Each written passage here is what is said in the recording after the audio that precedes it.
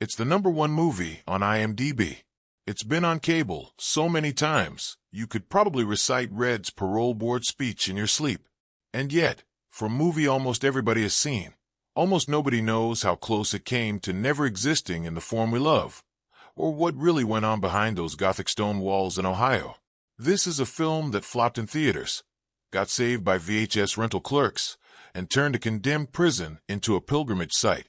Today we're breaking down 15 facts about the Shawshank Redemption that even die-hard fans usually don't know. Stick around for #1. It involves an actor voluntarily locking himself in a cell, and it's not what you'd expect.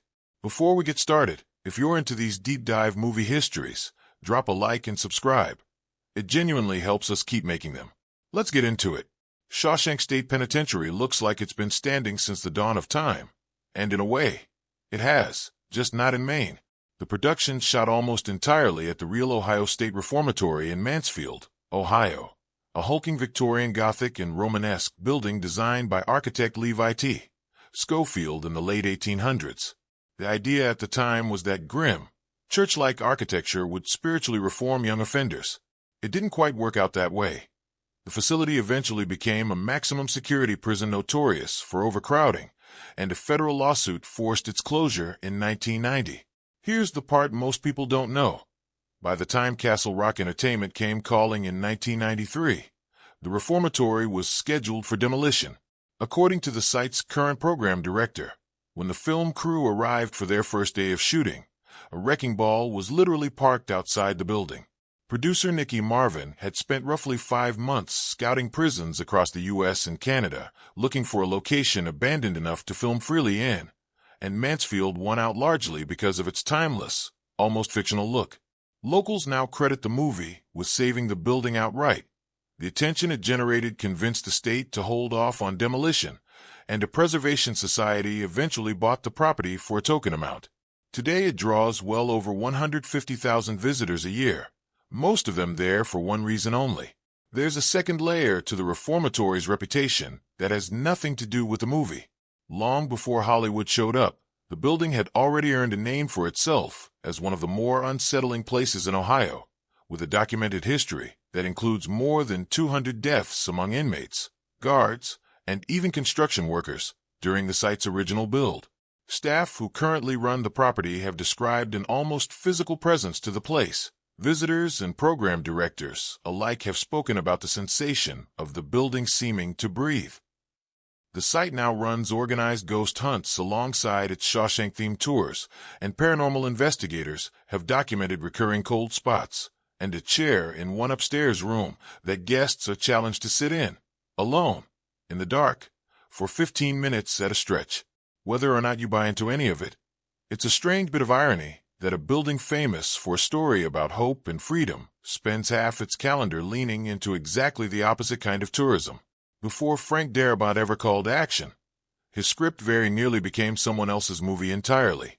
Darabont brought the finished screenplay to Castle Rock Entertainment, the production company co-founded by director Rob Reiner, who had already turned Stephen King's novella The Body into Stand By Me.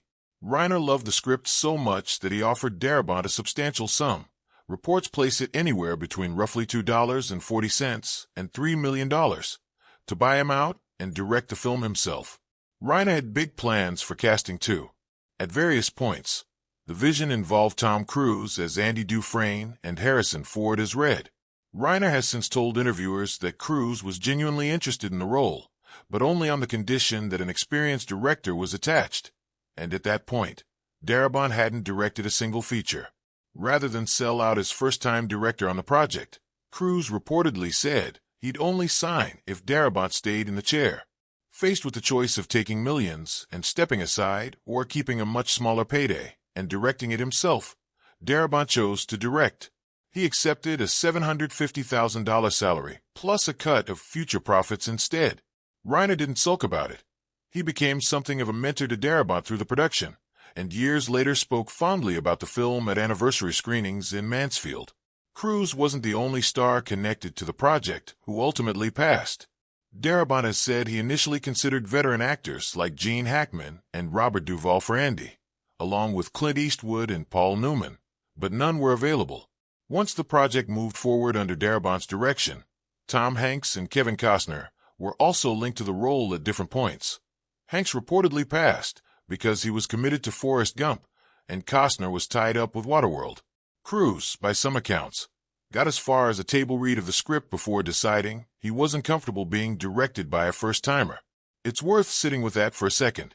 3 different paths existed where Andy Dufresne could have been played by one of the biggest stars in the world, and the film could have opened against itself in a very different award season. Instead, the role went to Tim Robbins, a choice nobody was clamoring for in 1993, and one that's now almost impossible to imagine any other way. Frank Darabont's relationship with Stephen King actually predates Shawshank by several years. In 1983, King let a young, unknown Darabont adapt his short story, The Woman in the Room, for $1, part of a long-standing arrangement King has kept for decades, often called his Dollar Baby program, that lets student and independent filmmakers option his short fiction for a token fee to build their resumes. After Darabont earned his first real screenwriting credit in the late 1980s, he went back to King and paid $5,000 for the rights to Rita Hayworth and Shawshank Redemption, a novella from King's 1982 collection Different Seasons. Here's the twist. According to reporting in the Wall Street Journal and corroborated by multiple outlets, King never cashed that check. Years after the film became a cultural phenomenon, he had it framed and mailed it back to Darabont with the handwritten note reading, in essence, that it might come in handy someday if Darabont ever needed bail money. Signed, Love, Steve. It's a small gesture, but it says a lot about how King views his own back catalog.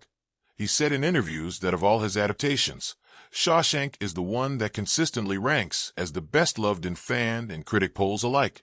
Morgan Freeman wasn't the only Freeman in Shawshank State Penitentiary. His real-life son, Alfonso Freeman, has 2 documented, mostly uncredited appearances in the film. The most famous is a bit of movie sleight of hand. The mugshot photograph used to represent a much younger Red during his early parole hearings isn't Morgan Freeman at all.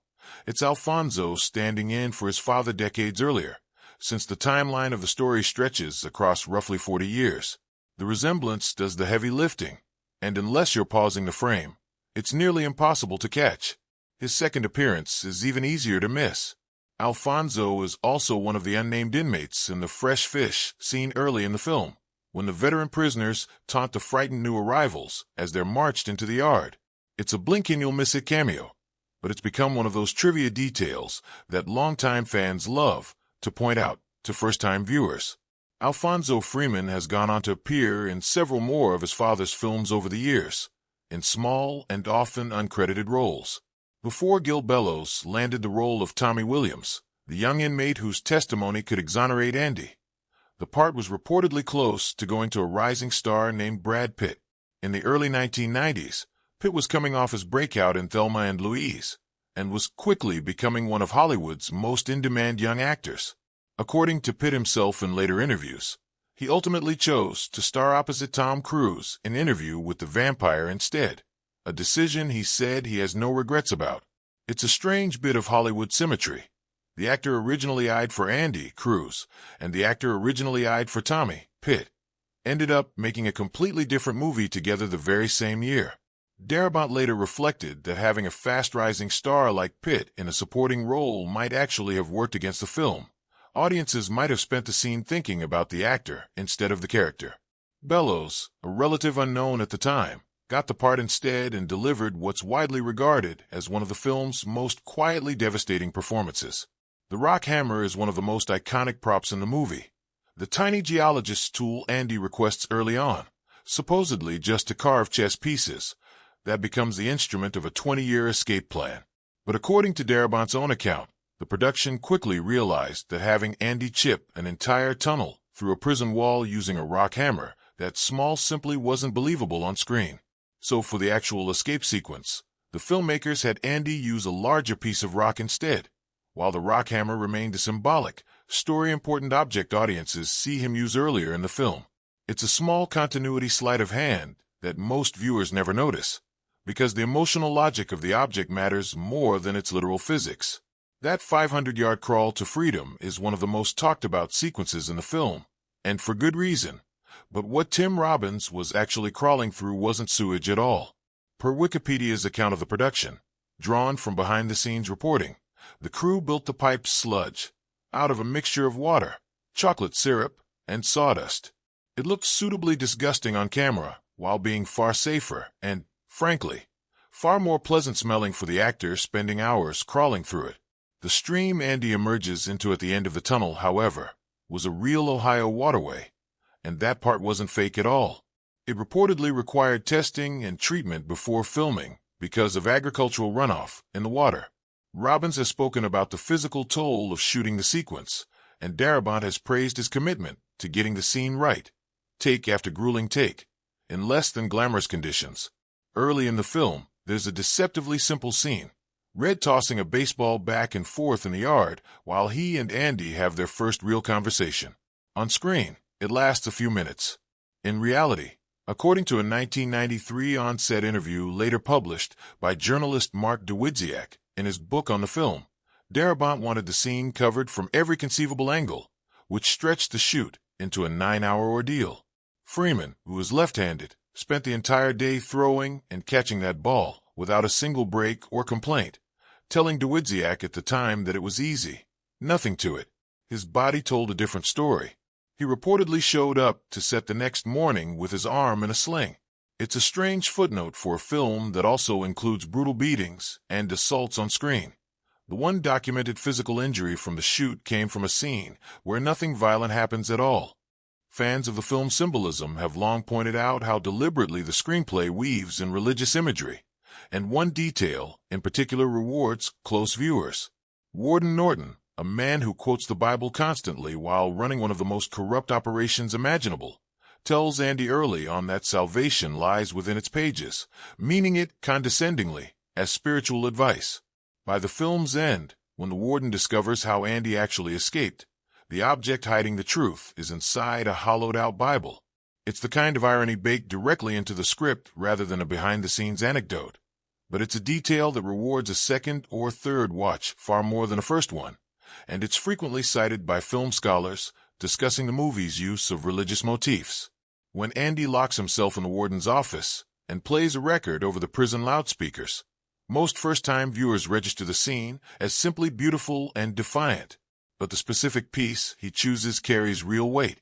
It's the letter duet, known as Solaria, from Mozart's The Marriage of Figaro, a duet in which the Countess and her maid Susanna compose a fake love letter together to expose the Count's infidelity, according to the Wikipedia entry documenting the piece's use in the film.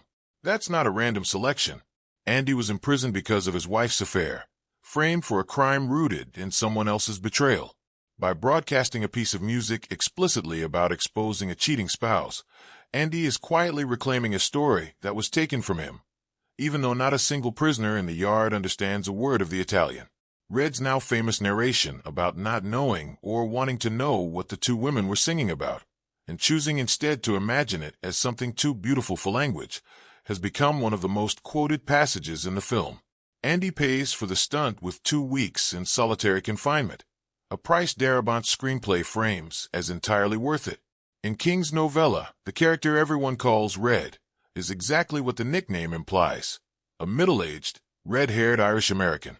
When Castle Rock producer Liz Glotzer suggested Morgan Freeman for the role, she was deliberately throwing out the novella's physical description entirely, betting instead on Freeman's presence and voice. Darabont has described the decision as colorblind casting focused on who understood the character rather than who matched the book's description on paper.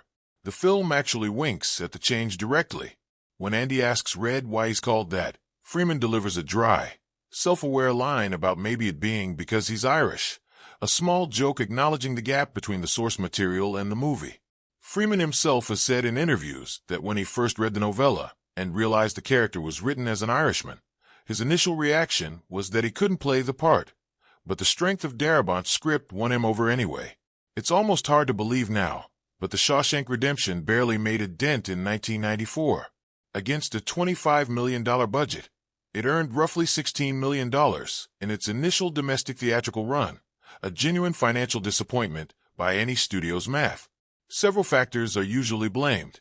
The title itself confused audiences and even some Hollywood executives, who reportedly assumed it might be a biopic, given the Rita Hayworth connection to the source material's full title. It also released the same year as Forrest Gump, Pulp Fiction, and The Lion King, about as stacked a field of competition as any film could face. The rollout itself was almost quaint by today's standards. According to Wikipedia's account of the release, the film opened in just 33 theaters and pulled in a modest per-theater average during its first weekend.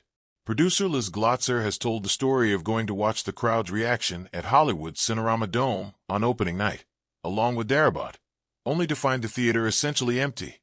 The two of them reportedly ended up personally selling a couple of tickets to strangers outside, promising a refund if the movie didn't deliver.